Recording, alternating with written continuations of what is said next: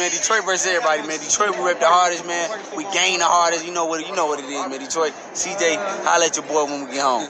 All right, man. Tony Harrison says that Errol Spence is done at welterweight. If the rumors are true that he's going up to 154 pounds to fight Keith Thurman, he said it's one of the hardest things to do is come back down in weight. You know, he also says that he on the verge of retiring if he gets a Jermell Charlo fight. Reiterates that he doesn't have any ambitions to fight above 154 pounds. Let's talk about the Errol Spence fight, predominantly thing. So we seen Kell Brook come down and do it. Thanks to Chris Eubanks not wanting to fight Triple G.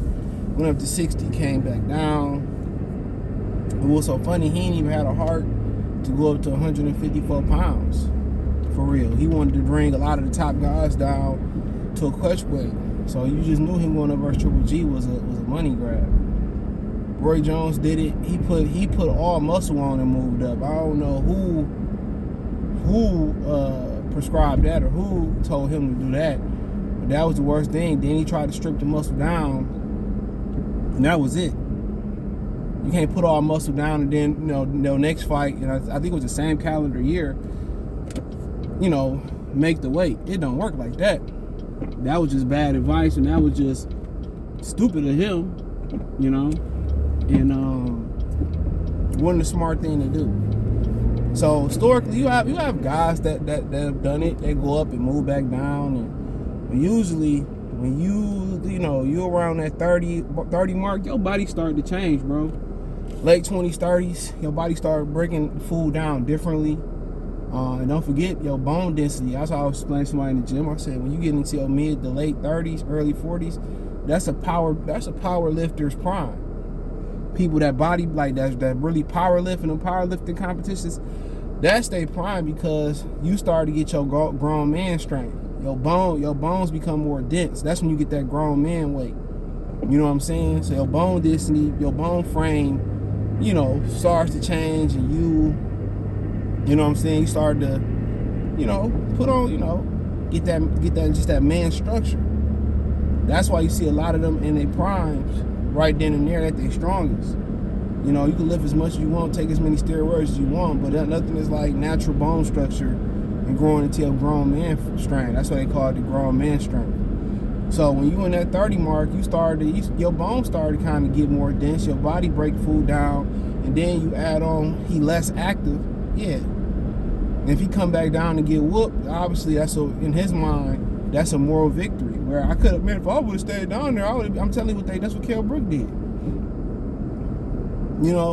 Instead of fighting Errol Spence, and then he probably in his mind like, damn, if I never moved up and took the damage and did the damage to my body versus Triple G, I would have beat Triple G. That's all it is. Mikey Garcia went up, came down to 40. But Mikey was naturally small guy. He's a dude that started off at a featherweight. So him squeezing back down to 40, and then going between 35 and 40, it really wasn't much. Natural guy. And they in the gym every day too. So for Errol, he don't live a fighter's lifestyle outside the ring. He blow up, got a new strength and conditioning coach, but that only goes so far. Without the activity and without the discipline in between fights, ain't nothing that he really can do about it. So him going back to fight was never gonna happen. And Tony Harrison said, "Oh, y'all might as well." He said, and the guy I was interviewing him was like, "Don't disappoint the fans." Like, the fuck y'all holding on to hope and the dream for? What is y'all holding on? It's not. I've been telling y'all it's not gonna happen. He don't want to fight the man, and a lot of people can't get that through their head. He just don't want to fight him. It ain't Al Heyman, because we seen Tank force the Ryan. We seen Wilder force the Fury second and third fight. It's him. And everybody know it, and everybody got relationships with everybody in boxing, so they can't really, they all game up in amateurs together, so they not gonna air old boy out. It's gonna take an OG to say something who don't give a hell no more. And it's the truth. So if he do come back down and fight Crawford, you know what the excuse gonna be. And at this point in time, I said if it didn't happen last year, I don't even care I don't want to see it no more. Honestly. don't want to see it no more. So, I mean, him moving up to 54, good for him continue his career. I wish him nothing but the worst in the rest of his career. And I don't give a fuck. Because he know he didn't want to fight him. And he know he ain't no true warrior. He ain't no true fighter at heart. I don't care what nobody say. And he knew it because his name went from the man down to the truth to a fish. He telling you right then and there. They ain't the truth no more, bruh. So, shit, I'm glad. But that's extremely hard to do. And he look like he ain't in no type of shape right now neither. So, a dude that's supposed to fight in November or January wasn't even in the gym. He wasn't even in the gym. Looking big as hell. After this fight, Ugas in the gym, you know, sparring like he's showing fans that he getting back ready for Terence Crawford, bruh. Dude him and Tank is the biggest trolls, and they gonna get what they got coming to them. Trust and believe me. You gonna pay what you owe, Santa. They gonna get what they got coming to them. Real talk.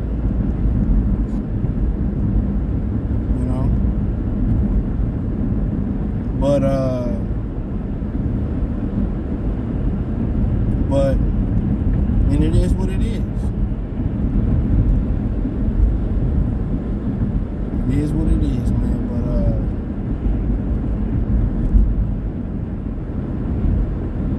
But that's Tony here, and maybe they got a plan. But if he stay up there, so be it. My thing is, my number one thing at this point is not the fight that people want to see. Forget it. They telling us not enough people want to see it, not enough people want to pay for it. That's what they trying to tell you what the truth is. He don't want it. My thing is let everybody eat then. Drop them belts. Drop them belts. You know, him and Canelo shouldn't be able to hold divisions hostage, going to other divisions and fighting. Drop some of them belts. Drop them all. Come on. That's only right that you drop them belts and let Virgil Ortiz, let Jerron Ennis, and let them continue on their careers. Real talk. It's only right that you let them, you know, do their thing. So that's the only real problem that you really can point out, that he need to drop them belts. You know, you ain't planning on coming back down. Let them young dogs eat.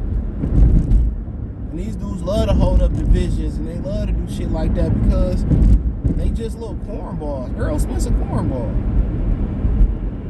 Y'all be calling Keith Thurman a cornball with ease. He is too. He doing the same shit. He's a cornball.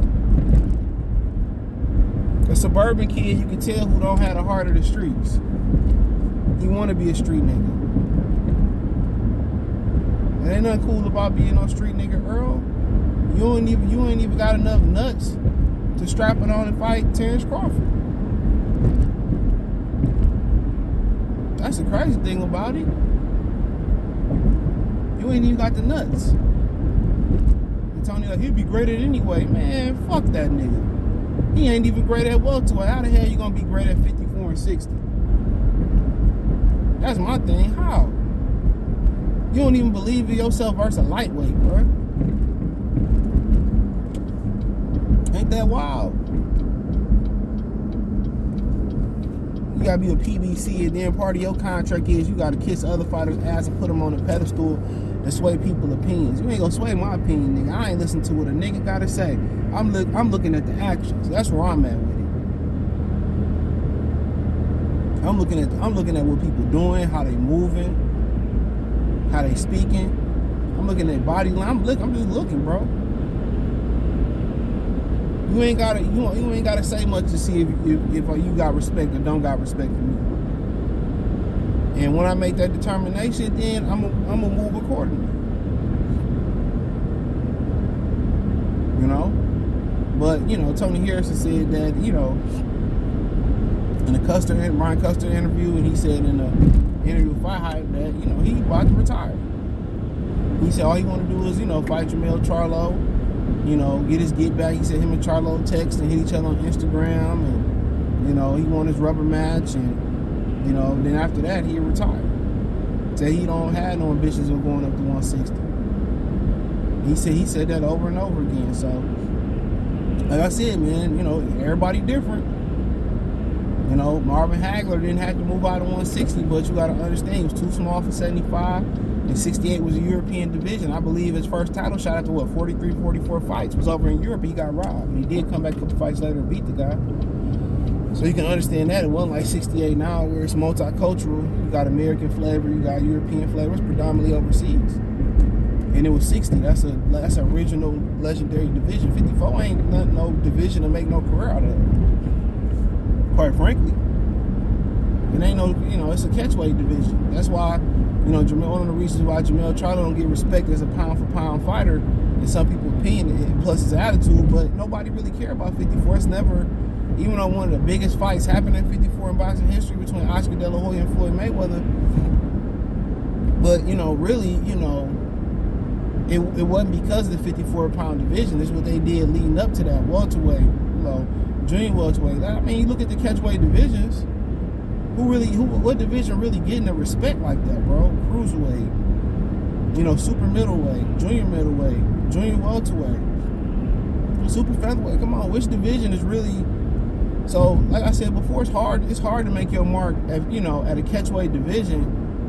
You know what I'm saying? Because it's not pure, and it's still, even generations or years later, it still don't get the respect that the original, 8 divisions got. I think it was 8 original ones. Heavyweight, light heavyweight, middleweight, welterweight, lightweight, featherweight, and whatever in the small weight divisions. I forget after that. Flyweight, and all that type of stuff. You gotta understand that ain't no original division.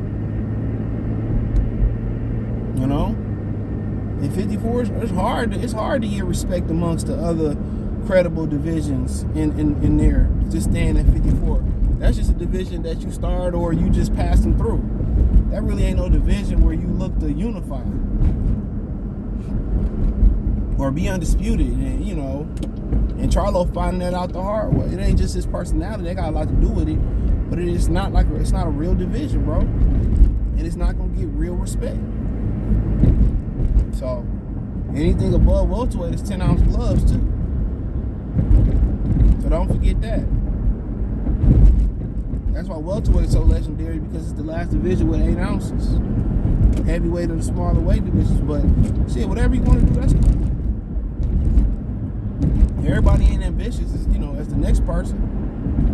So in going up to 60, I mean, what's really there for him? He can call himself a two-weight class champion, I guess, a title holder. I mean, you know, maybe he don't feel like he can compete up there, or maybe he don't feel like he can see a name that, you know, no money up there. So, you know, this video of him sparring with Golovkin, but maybe, I mean, shit, everybody got their thing, so everybody know their comfort zone.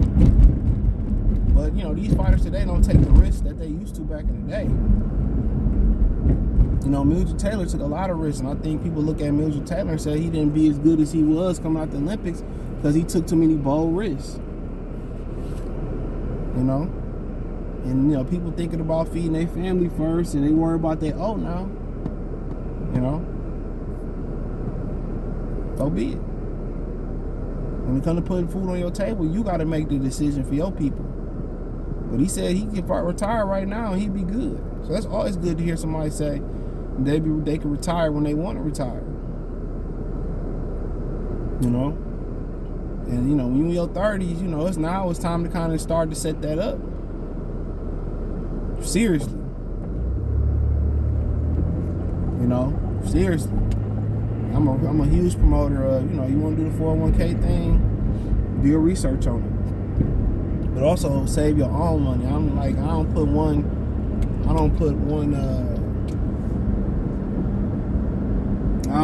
to put it in one, you know, I don't want to put everything in one pot.